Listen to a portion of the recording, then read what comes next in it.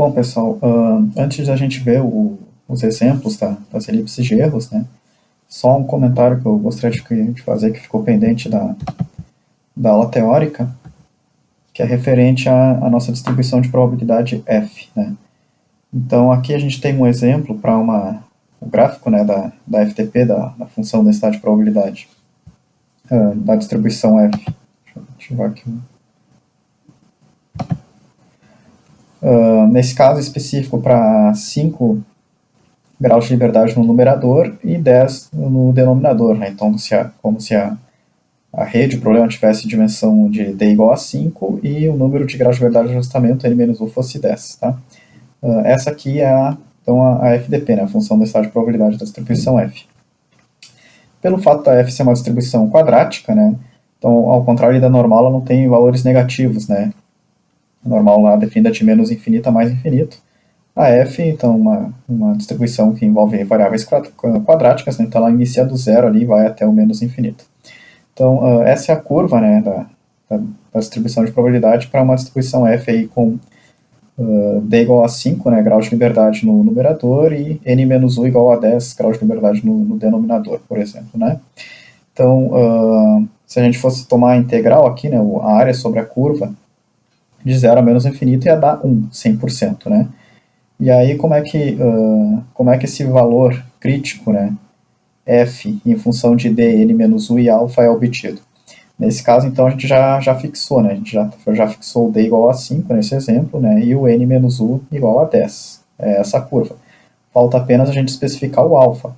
Então, quem que é o alfa aqui? O alfa é o chamado nível de significância, né, que é o complemento do nível de confiança. Né. Então, tendo o alfa, eu tenho nível de confiança e vice-versa, né? Tendo o nível de confiança, eu tenho alfa. Então, por exemplo, se a gente especificar um alfa de 1%, né, a gente vai dizer que a área sobre essa curva, ó, do nosso valor crítico para a direita, né, então a área à direita da curva vale 1%, enquanto a minha área à esquerda, então desse valor crítico para a esquerda, o nível de confiança vale 99%, que é o 100% menos o alfa. Então, nesse caso, 100% menos 1. E assim por diante. Né? Então, se eu aumentar o alfa para 5%, então eu vou ter um valor crítico menor aqui, né? Porque eu vou estar aumentando a área à direita da curva e reduzindo a área da esquerda sobre a curva, ou seja, eu vou estar reduzindo o nível de confiança, né? Que antes era 99%, agora vai ser 100 menos 5, 95%. Ou se eu quiser aumentar o alfa, né, 99,9%, então eu vou deslocar o meu valor crítico aqui para a direita, né? Vou reduzir a área da direita sobre a curva, o nível de significância alfa, e vou aumentar a área à esquerda da curva, né, o nível de confiança. Então, enfim, o nosso valor F aqui, né, o valor crítico aqui, ele depende do nível de confiança ou, analogamente, o nível de significância adotado. E claro, né, então como a gente vai ver, ó, quanto maior for o nosso nível de confiança, então maior tem que ser a área à esquerda sobre a curva, ou seja, maior tem que ser o meu valor crítico de teste. Né? Então, ou seja, maior vai ser o valor da constante C. Né? Então é essa a ideia. E quanto menor for o meu nível de confiança, né, então eu vou trazer meu valor crítico para cá, eu tenho que reduzir essa área. Então, consequentemente, eu vou reduzir, né, o valor crítico F e, consequentemente, né, vou reduzir o valor crítico da constante C. Então, essa é a ideia. Né? Então, quanto maior o nível de confiança, maior vai ser o meu valor crítico na distribuição. Vou botar a animação de novo. Então, ali, ó, então aqui a gente está aumentando o nível de confiança, aumentando o valor crítico, depois reduzindo o nível de confiança ou reduzindo o valor crítico. Né? Mais uma vez aqui. Ou analogamente, né, a gente reduz o nosso nível de significância, aumenta o valor crítico, ou a gente aumenta o nosso nível de significância e reduz o valor crítico. Então, essa é a ideia. Tá? Deixa eu sair da animação.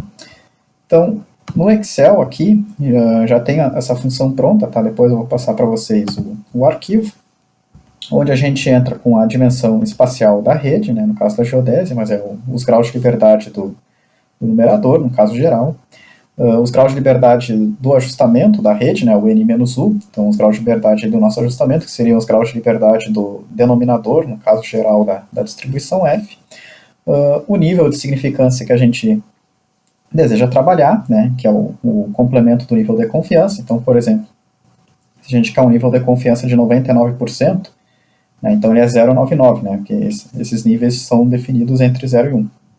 Então 0,99. Então, meu nível de significância alfa, 1 menos 0,99, 0,01.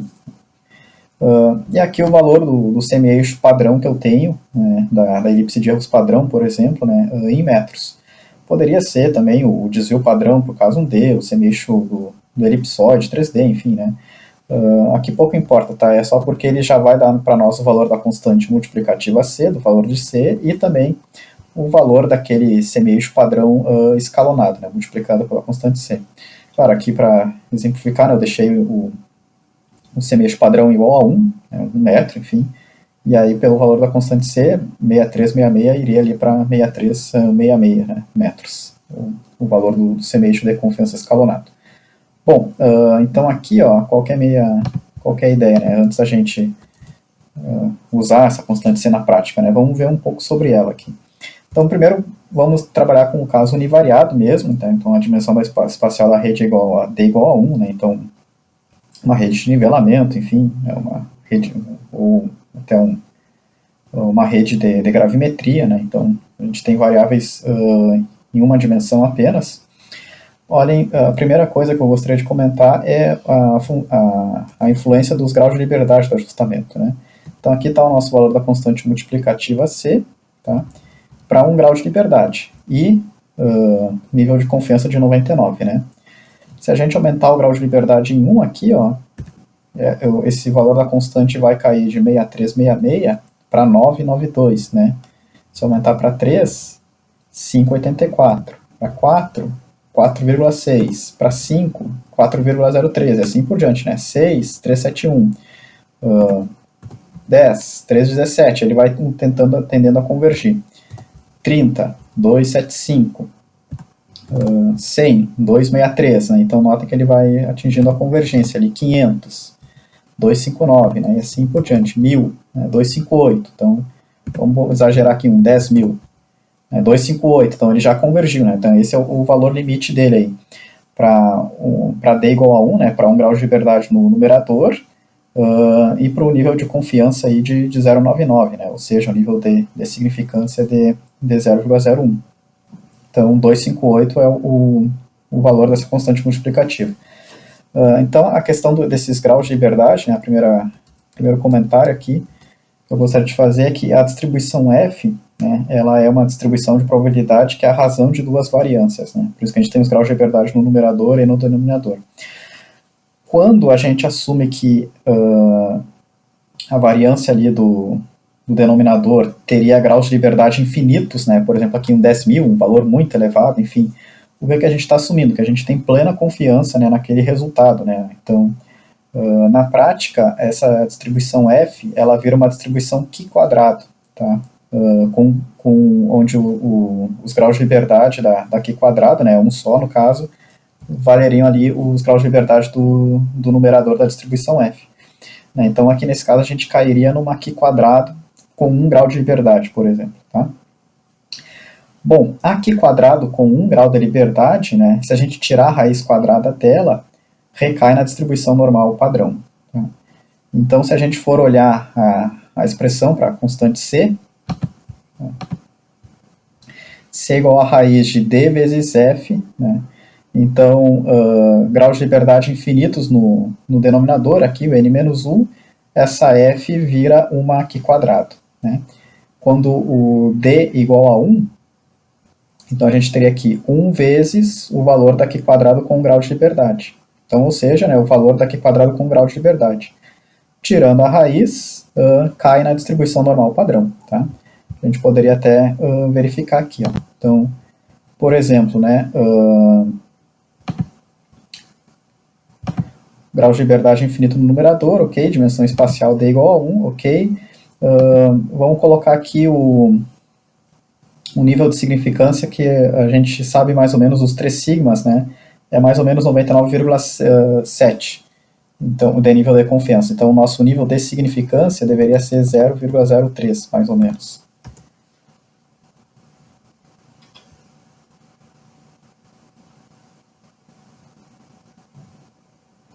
Não, desculpa, 0,003, né?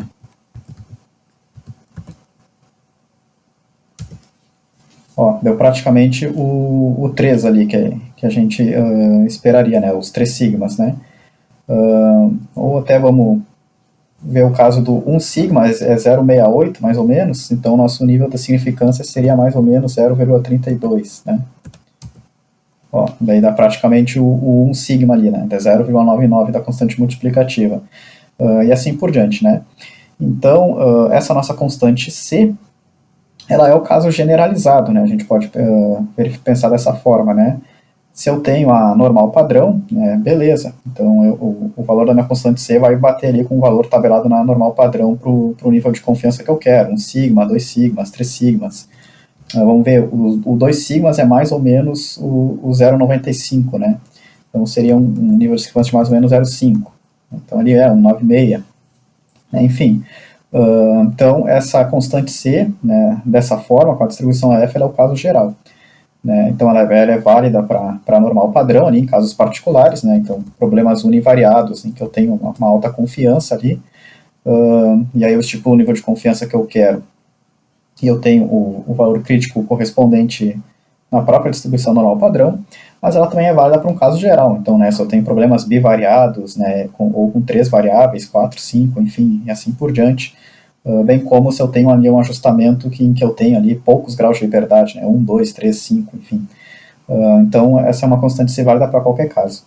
Aqui, claro, né, pessoal, embora tenha foi feito aquele questionamento do intervalo de confiança das observações, né, isso é uma discussão que foge do escopo da disciplina aqui. Então, a gente vai assumir que a matriz peso ali, que a matriz de cobrança das observações, enfim, é relativa ali aos desvios padrões, né, a um intervalo de confiança de 1 sigma para cada observação e que elas seguem a distribuição normal. Né. É isso que a gente vai assumir aqui nessa disciplina.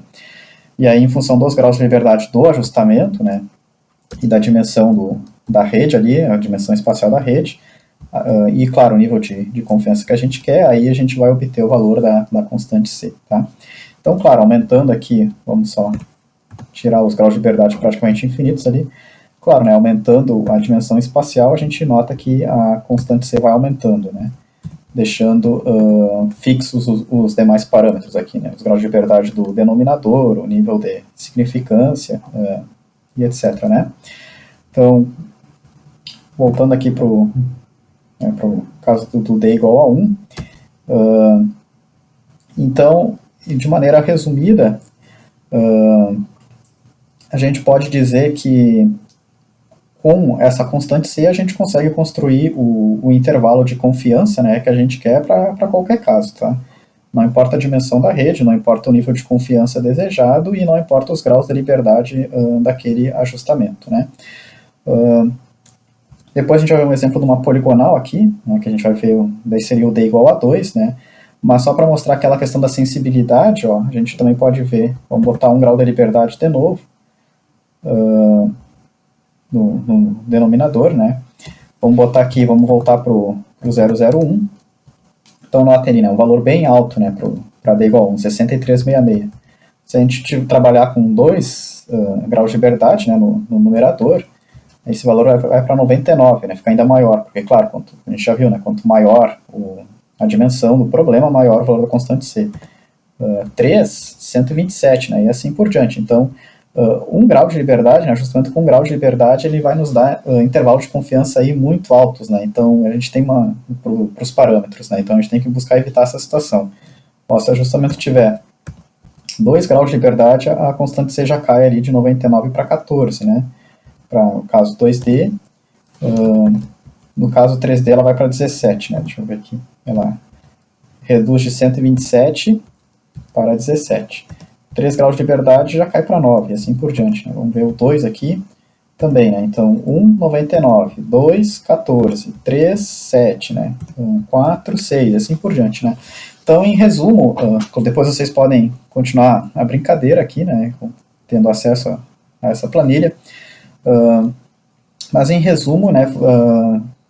Quanto mais graus de liberdade, melhor. Né? Então, mais uma vez, a gente está vendo essa questão da redundância das observações no ajustamento. Né? Então, quanto mais graus de liberdade a gente tiver, menor vai ser o valor da minha constante multiplicativa, consequentemente, menor vai ser o meu intervalo de confiança, né, para aqueles parâmetros, né, para um nível de confiança pré-estipulado que eu defini ali, 99%, 95%, enfim.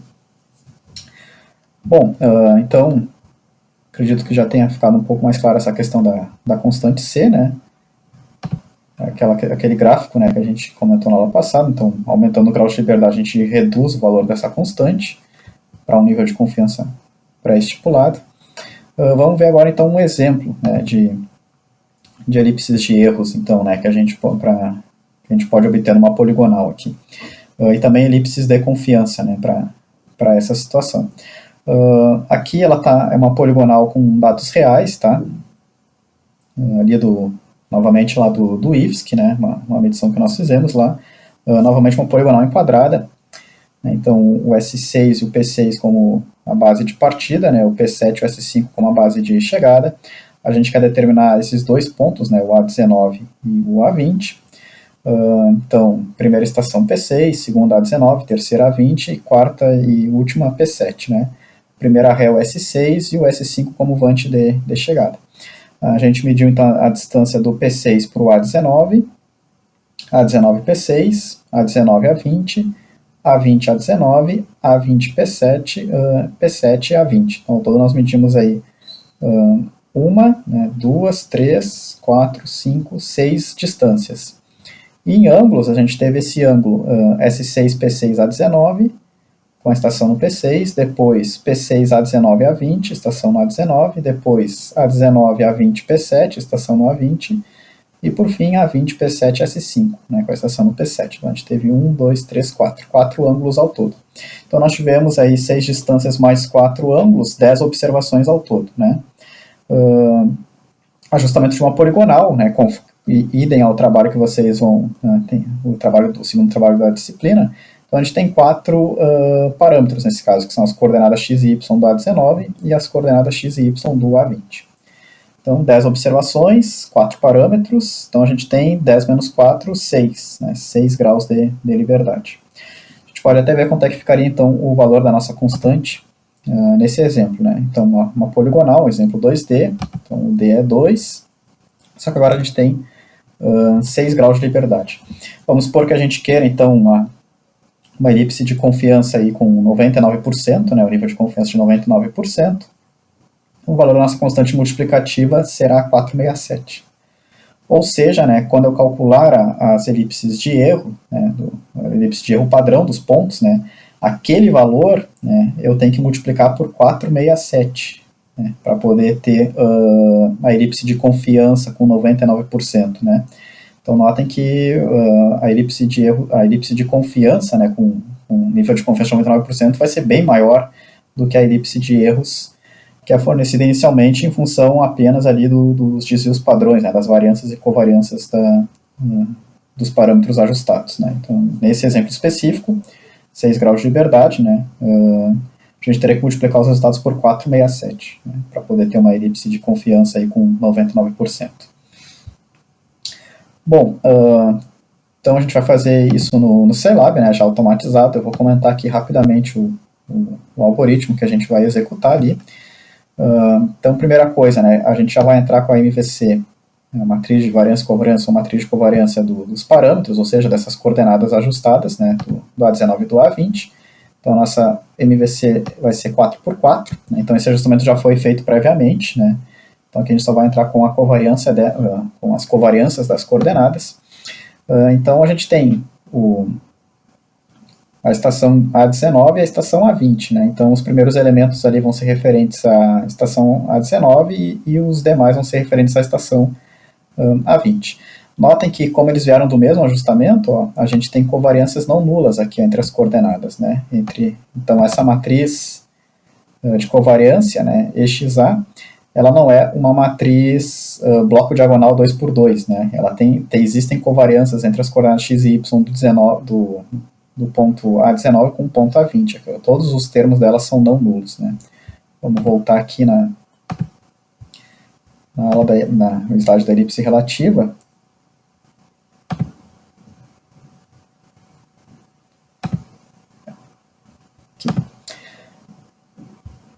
né? Então, variância da coordenada x do primeiro ponto, né? Variância da coordenada x e y do primeiro ponto, né? Aqui, ó, variância da coordenada x do primeiro com a x do segundo e variância da x do primeiro com a y do segundo, né?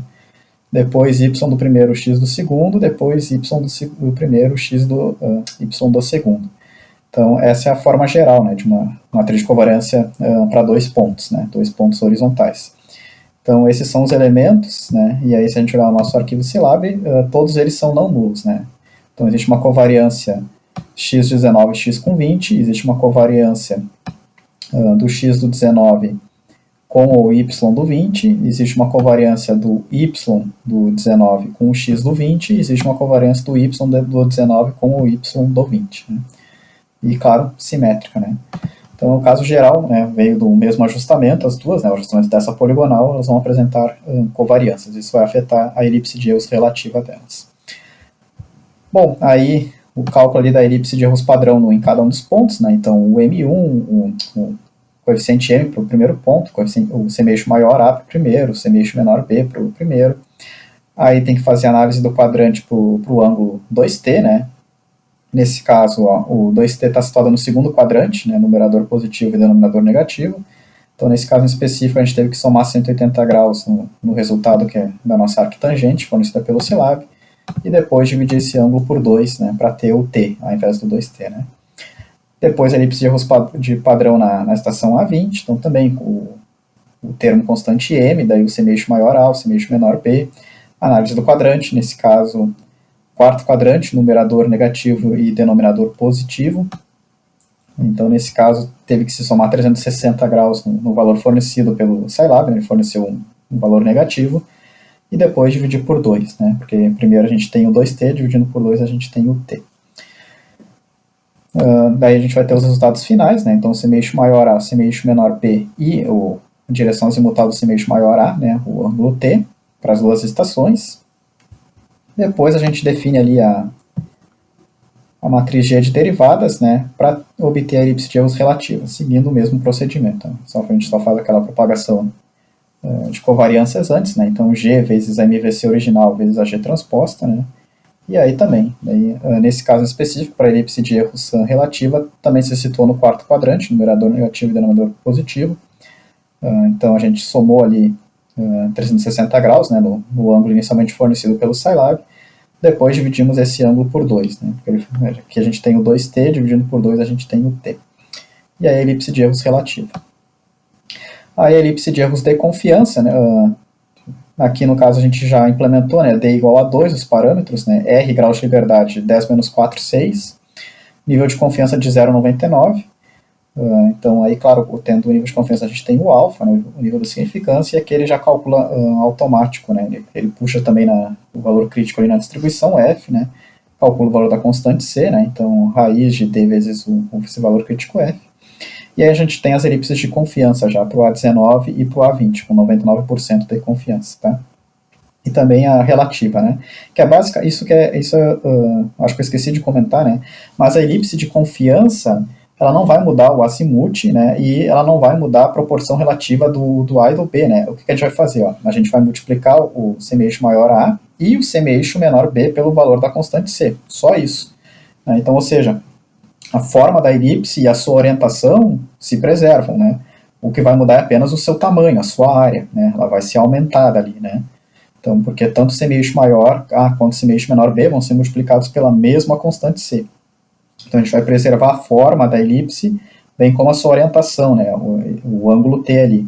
A gente só vai mudar o seu tamanho, né? Em função do nível de confiança que a gente quer. Então, as elipses de confiança, né, com 99%, para o 19 e para o 20 a relativa. E depois, no final, o cálculo por autovalores e autovetores, né, só para a gente comparar, né, os resultados. A gente viu ali que tem que dar mais ou menos igual, né, pelo formulário e pelo cálculo de autovalores e autovetores das matrizes de covariância dos pontos. E aqui tem o algoritmo que faz esse cálculo de autovalores e autovetores, tá? E aí depois ele vai mostrar as diferenças, né? Para o A19 e para o A20, vindo pelo cálculo dos autovalores e autovetores. Bom, vamos executar então o nosso algoritmo.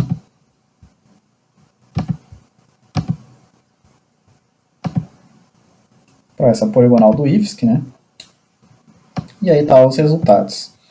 Então, para o A19, ó, semi-eixo maior da nossa elipse de erros, 1,5 mm, semi-eixo menor, 1,3, 1,4 milímetros. Deu praticamente circular, né, o que é bom.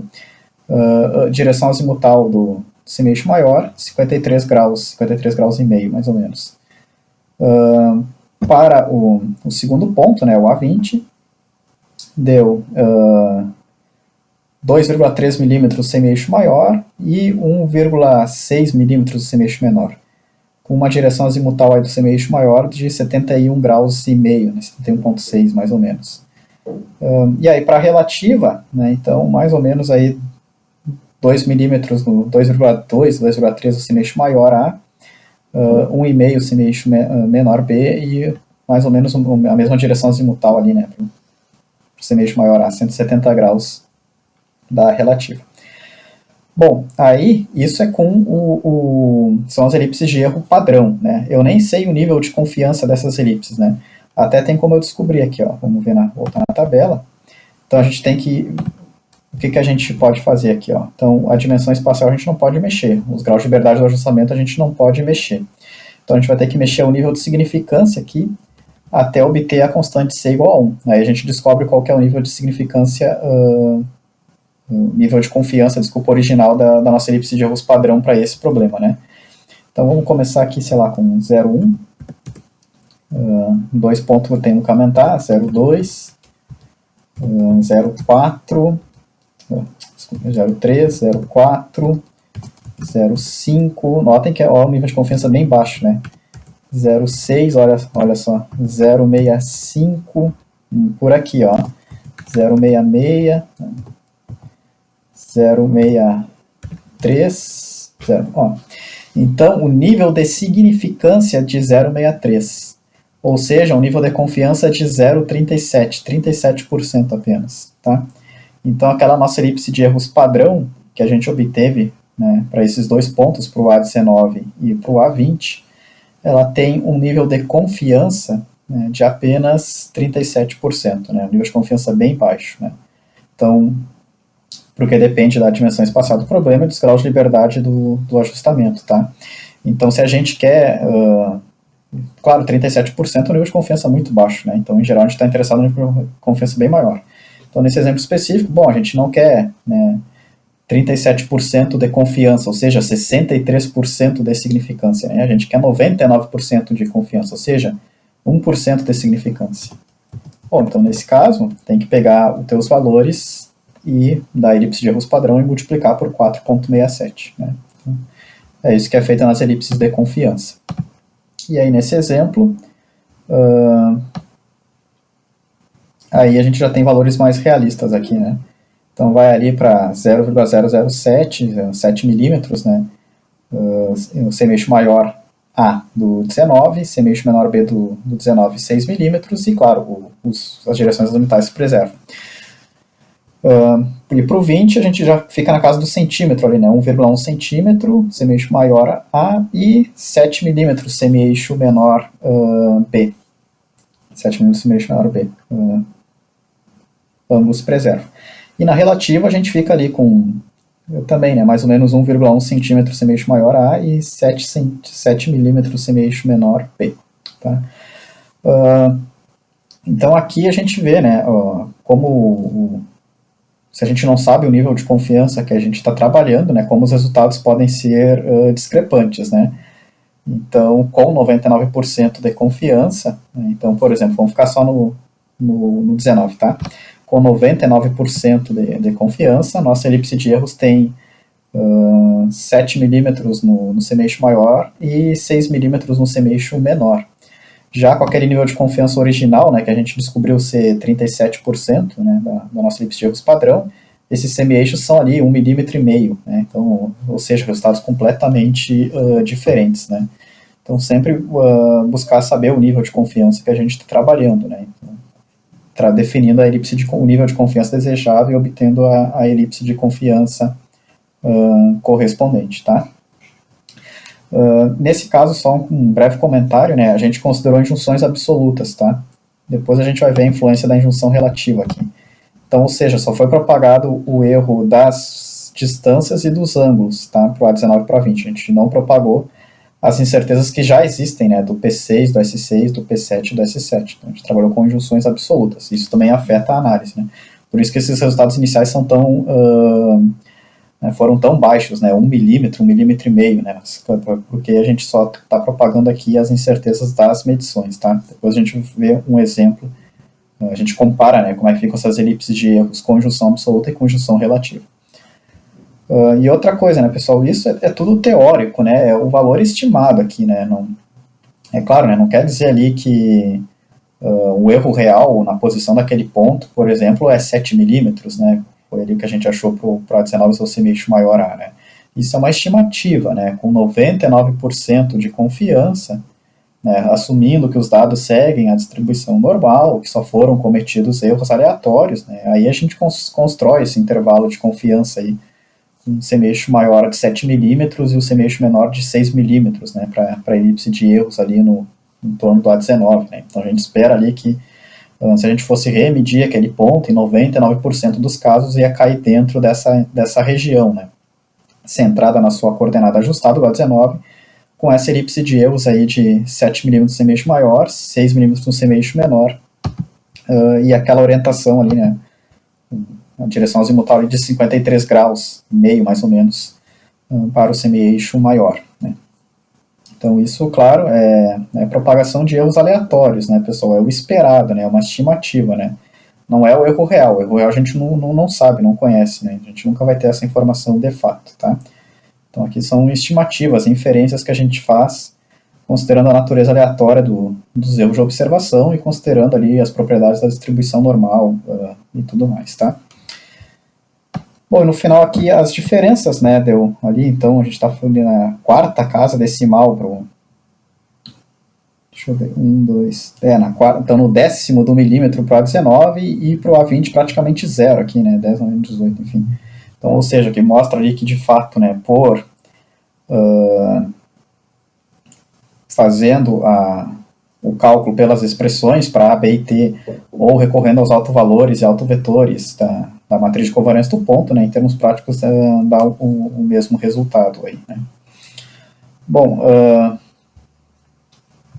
então, é basicamente isso, né, então a teoria e o exemplo prático, aí, claro, cada caso vai ter um caso, né, vai ter uma elipse de erros diferente, né, tamanhos, orientações, enfim, isso é muito útil no planejamento da rede, né, a gente vai ver depois um outro exemplo de planejamento, onde aí a gente vai trabalhar melhor essas questões, né, da injunção absoluta, injunção relativa, né, como melhorar as elipses de erros do ponto, fazer um diagnóstico da rede, mas em termos do cálculo é isso, né, uma vez que o software está implementado ali, não interessa se é por autovalores ou autovetores, enfim, é um comando que a gente executa.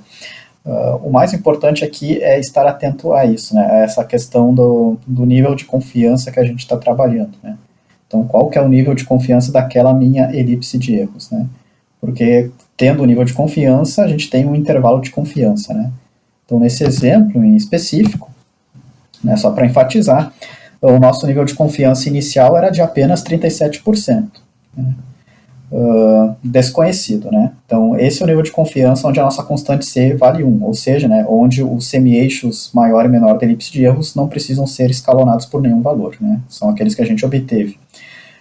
Se eu quero um nível de confiança de 0,99, 99%, né, aí eu tenho que multiplicar esses valores por 467. Né, então, eu tenho que aumentar a minha elipse de erros aí em 467.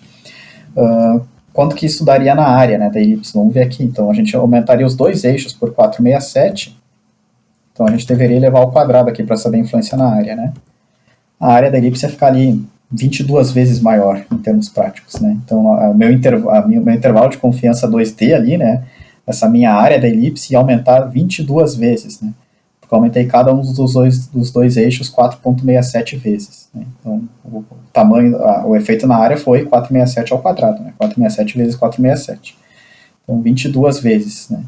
Então, de fato, né, é uma diferença significativa. A gente tem que estar sempre atento a isso. E claro, se a gente quisesse um outro nível de confiança mais baixo, né, Vamos supor que a gente não quisesse 99, a gente quisesse 95. Bom, vamos ver aqui então, né? A constante C iria para 3,21, né? Então, agora vamos ver o efeito na área aqui, né? Então a gente teria o 3,21 ao quadrado. Aí a área iria aumentar 10 vezes, né? Da minha elipse. Continua aumentando bastante, né? Mas menos do que o 99. Aí, nesse caso, a minha área iria aumentar ali cerca de 10 vezes em relação à área da elipse de erros padrão original, né? Então, do semeixo maior A quanto semeixo menor B iria aumentar ali 3,2, né? 3,21 vezes, né? Então, isso é elipse de erros padrão e elipses de confiança. Então, um exemplo numérico. Tá? E só para concluir, então, vamos desenhar as elipses de erros, né, para esse exemplo aqui. Né? Então, eu estou aqui no esboço aqui que a gente tem da poligonal, né, mais ou menos em escala, enfim. Então, vamos posicionar aqui um transferidor para a gente saber o valor, o valor do ângulo, né, da direção azimutal, para cada uma das elipses de erros. Vou posicionar primeiro no A19. Então vamos ver aqui a elipse de erros. Vamos fazer a relativa mesmo, mais ou menos, né? Desculpa, a de confiança com 99%. Então são 7,2 milímetros, mais ou menos, o semeixo maior e 6,3 o semeixo menor. Então aqui, ó, a gente vai inserir uma elipse, né? Aí a gente vai ter que ver não vai dar para trabalhar com 7, né? Então vamos trabalhar com o milímetro aqui mesmo, né? Então 0,71 e no maior e no menor é 0,63 e 0,63. Então, mais ou menos assim fica a elipse, né? Claro, vamos dar um zoom aqui no desenho, né? Para a gente poder ver melhor. Vamos deixar ela sem preenchimento. Contorno, vamos fazer elas vermelhas, né? Aumentar um pouco a espessura do traço aqui. Tá. Então, deu praticamente um círculo, né? A olho nu aqui a gente enxergaria um círculo, né? E aí o semeixo maior é 0,71, aí esse estaria ali naquele ângulo de 53 graus, mais ou menos, né? Então deixa a gente diminuir um pouquinho aqui. Então a gente teria que girar aqui ela até mais ou menos o 53 graus, né? Então mais ou menos até aqui, tá? Então essa seria a elipse de erros para o A19, né? Agora a gente moveria aqui o nosso transferidor e faria a elipse de erros para o A20. Então vamos copiar essa nossa elipse, né? E agora reescalonar ela aqui, né? Vou botar aqui a vertical de novo. Então para o A20 nós teríamos 1,1 e 7,3 mais ou menos. Então aqui a gente teria 1,1 e 7,3. Ops. Desculpa, 0,73. 0,73. Deixa eu deixar. Então essa seria a elipse de erros do A20, né? Mas na escala de desenho que a gente está trabalhando aqui. Vamos posicionar ela e o ângulo de rotação dessa do A20 171 graus. Então quase 180, né? Então, vou só deixar ela perfeitamente aqui, né? Tá. Agora a gente gira ela até mais ou menos 180 graus, ali, até mais ou menos os 170, né? Então, vou aumentar um pouquinho o zoom aqui, trazer um pouco para baixo, né? Então, a gente iria girar ela ali, que seria o 180, né? Mais ou menos até aqui. Um pouquinho mais que o 170. Beleza, então aqui estaria a nossa elipse de erros para o A20. E aí faltaria apenas a relativa entre eles, né? Então vamos inserir uma de novo aqui. E aí a relativa seria 1,1 também e 7,2 mais ou menos, né? 0,72 na escala do PowerPoint. Então, 1,1 e 0,72. Sem preenchimento, contorno vermelho também, né? Uma espessura aqui um pouquinho maior. Tá. Aí vamos posicionar nosso transferidor mais ou menos no meio aqui, né? Trazer essa nossa elipse aqui também mais ou menos para o centro do alinhamento. E aí a elipse relativa teria ali 170, né? 170 graus, tá praticamente igual ali a do outro ponto, né? Então ficaria mais ou menos aqui a sua orientação. Vou apagar esse transferidor. Então aqui seria de maneira gráfica, né? Assim ficariam as nossas elipses de erros para esses pontos, né? Deixa eu só... O A19 deu praticamente um círculo, né? Então ali, né, o semi-eixo maior praticamente igual ao semi-eixo menor, visualmente a gente não consegue ver muita essa diferença ali, levemente rotacionado ali no primeiro quadrante, né, o semi-eixo maior. Já o A20 já deu uma elipse um pouco mais achatada, né, 1,1 e 0,73, praticamente na vertical aqui, né, com um azimuth ali em 180. E a relativa deu praticamente igual, né,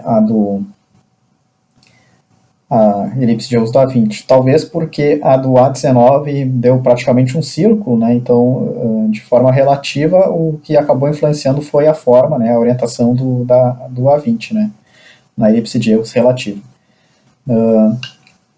E ficariam assim, né, essas elipses de erros para esse exemplo, né, com 99% de confiança. Depois a gente vê um exemplo de um planejamento, a gente vai ter vários pontos, né, e a gente vai ter diferentes padrões de elipses, mas de forma geral é essa a ideia, né. E no caso, quanto mais achatada a elipse, né, maior são as covariâncias entre as coordenadas, né, como a gente já viu. E enquanto mais próxima de um círculo, né, menores são as covariâncias entre as coordenadas. Então, nesse caso, o A20 tinha maiores covariâncias entre as suas coordenadas x e y em relação ao A19, né, porque a elipse de erros do A20 ficou mais achatada, né. E o padrão aqui praticamente norte-sul, né, então tem a ver provavelmente com aquilo que a gente comentou da direção da visada, né, se a gente for ver, nessa poligonal, né, a incerteza era maior na componente angular do que na componente linear, né.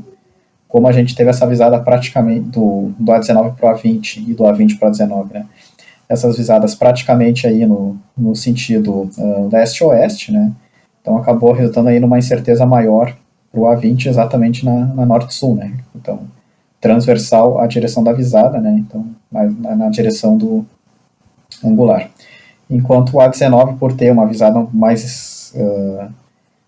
ele tem essa visada praticamente leste-oeste, mas ele também tem uma outra visada aqui já quase norte-sul, né, em relação ao P6, né, e aí ele com isso compensou, né, a forma dessa elipse, ela ficou menos achatada, né, ficou mais próxima de um círculo, houve uma compensação maior, que é a influência da geometria, né, então a geometria interfere aqui no padrão das elipses de erros, no caso aí de redes horizontais, né, então dependendo dos ângulos e das distâncias que a gente tem para cada ponto, a gente tem padrões de elipses diferentes, porque lembrando, né, a matriz de covariância depende da matriz A e da matriz peso, né, e a matriz A está associada à geometria, né, as coordenadas iniciais dos pontos ali. Então, tendo as coordenadas, a gente tem distâncias, tendo coordenadas, a gente tem ângulos, né. Então, esses ângulos, essas distâncias acabam influenciando também nas elipses de erros. Não é apenas as variâncias e covariâncias das observações, né, a precisão do levantamento. A geometria do levantamento também é importante. Conforme a gente também já tinha visto antes na aula de propagação de covariâncias, né, para aquele exemplo da estação livre, né. Então, aqui também mais uma vez a gente demonstra essa questão.